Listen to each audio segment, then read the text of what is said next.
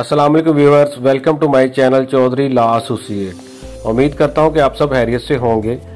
जैसा कि आज की वीडियो के थंबनेल से आपको पता चल गया होगा कि आज की वीडियो जो है वो कॉर्पोरेट सेक्टर और गवर्नमेंट मुलाजमीन के सालाना गोशवारे जमा करवाने पर है, यानी कि ये मुलाजमीन अपने गोशवारे खुद कैसे जमा करवा सकते हैं।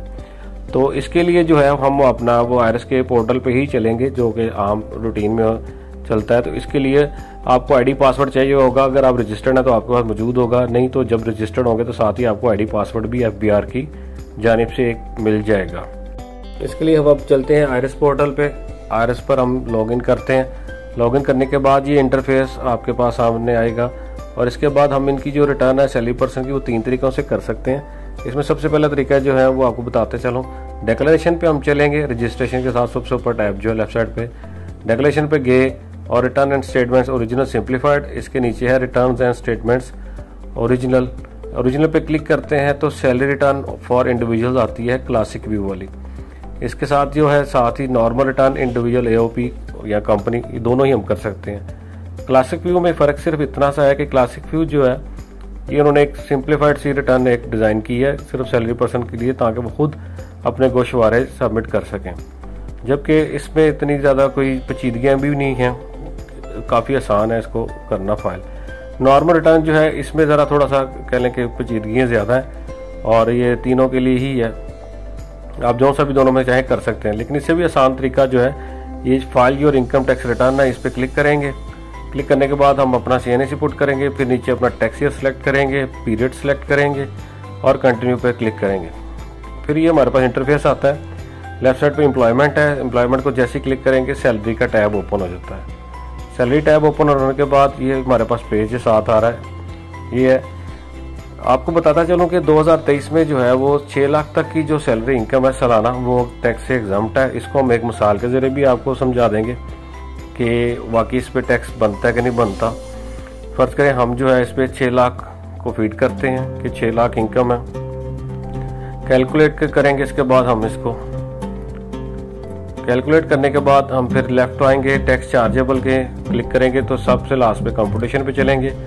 कंप्यूटेशन पे जाओगे, स्क्रॉल डाउन करेंगे और इधर देखेंगे एडमिटेड इनकम टैक्स कुछ भी नहीं आ रहा। इसके साथ ही अब आपको बताता चलूँ कि ये एग्जम्प्ट है इसलिए कोई नहीं आया। इससे ऊपर जितनी भी फिगर होगी उसके ऊपर हमें टैक्स पेएबल आएगा। उसकी एक मिसाल देने के लिए आपको मैं फिर हम वापस चलते हैं एम्प्लॉयमेंट पे। सैलरी टैब पे गए, सैलरी टैब पे हम 6 लाख को अब थोड़ा सा बढ़ा के देखते हैं। मिसाल के तौर पे 6,01,000 कर देते हैं हम।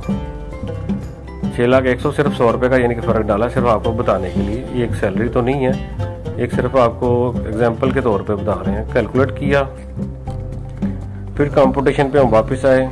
कंप्यूटेशन पे वापस आने के बाद आप देखेंगे कि अब एडमिटेड इनकम टैक्स 3 रुपये आ रहा है। ये सिर्फ आपको बताने के लिए ये थोड़ा सा इसको क्रिएट कर रहा हूँ। 3 रुपये जो है टैक्स आया, हालांकि ये नहीं होता। हम अब चलते हैं थोड़ी सी प्रॉपर फीडिंग करके आपको बताते हैं कि इसको कैसे आप आगे मजीद लेके चलेंगे। वापस हम अपने टैब पे चलते हैं एम्प्लॉयमेंट पे। आपकी एक फ़र्क करें आपके जो है मंथली वो सैलरी जो है 65,000 है, तो आपकी सालाना जो है वो बनेगी 7,80,000 रुपये। 7,80,000 रुपये जो है अब इसकी जगह हम वो है फीड करते हैं इसको 7,80,000 रुपये। ठीक है जी। इसके बाद फिर हम कैलकुलेट करेंगे इसको। कैलकुलेट करने के बाद हम आएंगे नीचे फिर टैक्स चार्जेबल में, कंप्यूटेशन में चलेंगे। कंप्यूटेशन में जाने के बाद जो है हम इसको स्क्रॉल डाउन करते हैं। अब देखेंगे हमारा टैक्स एडमिटेड कितना आ रहा है, 4500 रुपया। अब यही बात है कि जो प्राइवेट सेक्टर है उनको टैक्स डिडक्शन सर्टिफिकेट मिल जाता है, उसके ऊपर ये फिगर लिखी होगी। इसको हम जो है 4500 को राइट क्लिक करके कॉपी करेंगे और इसके बाद हम एडजस्टेबल टैक्स में जाएंगे। एडजस्टेबल टैक्स में जाने के बाद जो है हम इसको आएंगे under salary of employees under section 149। इसमें हम वो जो कॉपी की थी फिगर 4500 रुपया वो जो है हम 4,500 यानी कि इसमें पेस्ट कर देंगे और इसके बाद हम फिर इसको कैलकुलेट करेंगे। कैलकुलेट करने के बाद जो है इसमें ग्रॉस वैल्यू की ज़रूरत नहीं होती। आपको ये भी बताता चलूँ कि अगर आप डाल भी दें इसमें तो हर्ज कोई नहीं है, ना इसमें फिगर को डालें तो तब भी कोई हर्ज नहीं है, लेकिन फिर भी आप चले एहतियातन डाल देते हैं कि ग्रॉस वैल्यू ग्रॉस जो उसकी थी सैलरी इतनी थी। कैलकुलेट किया। अब हम इसको कैलकुलेट करने के बाद दोबारा जो है नीचे अपना कंप्यूटेशन पे चलते हैं।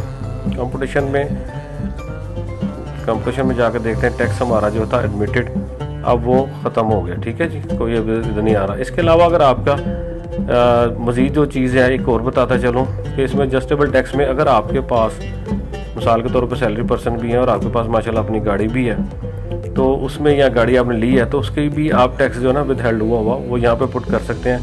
वो कैसे कर सकते हैं वो आपको बताते हैं। वो इस तरह कि अगर आपने फ़र्ज़ करें मोटर व्हीकल नया लिया, उसकी रजिस्ट्रेशन कराई है या ट्रांसफ़र की है या उसके टोकन टैक्स वगैरह दी है, तो उसके ऊपर भी टैक्स विदहेल्ड होता है, इनकम टैक्स, वो भी यहाँ पे एडजस्टेबल है। अब वो कैसे करना है वो भी आपको बताता हूँ। उसमें आपने क्या करना है, उसमें सबसे पहले जो है ना फ़र्ज़ करें मोटर व्हीकल रजिस्ट्रेशन है, इस प्लस के साइन पे जो है ना क्लिक करना है।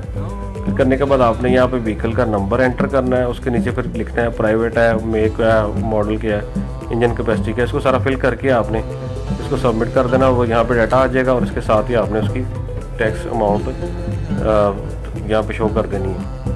इसके साथ ही नीचे अगर जाए व्हीकल, अगर आपने रजिस्ट्रेशन के अलावा व्हीकल अगर लिया है किसी टैक्स ईयर में, ट्रांसफ़र फीस उसकी जो पे की है उसके ऊपर भी यही सिनेरियो है, उसमें भी आप इस तरह से फीडिंग करेंगे। उसके बाद अगर आपने व्हीकल सेल किया उसके ऊपर भी है तो वो उसका भी यहाँ पे फीडिंग आएगी, वो भी एडजस्टेबल टैक्स है। फिर इसके नीचे जो है आपके मिसाल के तौर पे एक मोटर व्हीकल भी, इसका लीजिंग का भी है। नीचे एक और है टोकन टैक्स, जो कि एनुअली हम हर 1000 सीसी गाड़ी के ऊपर पे करते हैं। 1000 सीसी से अबव जितनी भी हैं उसके ऊपर भी इनकम टैक्स होता है। इसका भी इसी तरह प्लस के साइन से ही आपने व्हीकल नंबर उसके पर्टिकुलर ऐड करने हैं और टैक्स विदहेल्ड जो हुआ होगा इनकम टैक्स, वो आपने ये सेंटर वाले कॉलम में डालना है। ठीक है जी, सेंटर वाले टैब में ही आपने पुट करना है। इसी तरह सेल फ़ोन है, आपका मोबाइल फ़ोन जो यूज़ में और आपके नाम पे सिम है, उसके ऊपर भी एनुअल टैक्स कटा हुआ, उसमें आप रेफरेंस नंबर एंटर करेंगे और इस तरह यूटिलिटी उसकी बताएंगे कौन सा मोबिलिंग का यू फ़ोन है, जो भी है वो यहाँ पे पुट कर दें और सबमिट करके जो उसका टैक्स डिडक्ट हुआ होगा वो आप कर सकते हैं। इस तरह ये सिंपल सी आपकी जो है ना रिटर्न कह लें कि वो एक किस्म की कंप्लीट है। लेकिन अब इसके साथ साथ आगे क्या इम्पैक्ट है वो भी आपको बताते हैं कि ये सारी रिटर्न में आप कंपटीशन में जाएंगे और इस अमाउंट को जो है सैलरी की ग्रॉस वैल्यू जो थी 7,80,000, इसको आप कॉपी कर लें, क्योंकि ये तो होगी रिटर्न। इसके साथ साथ हमने वेल्थ भी सबमिट करनी होती है।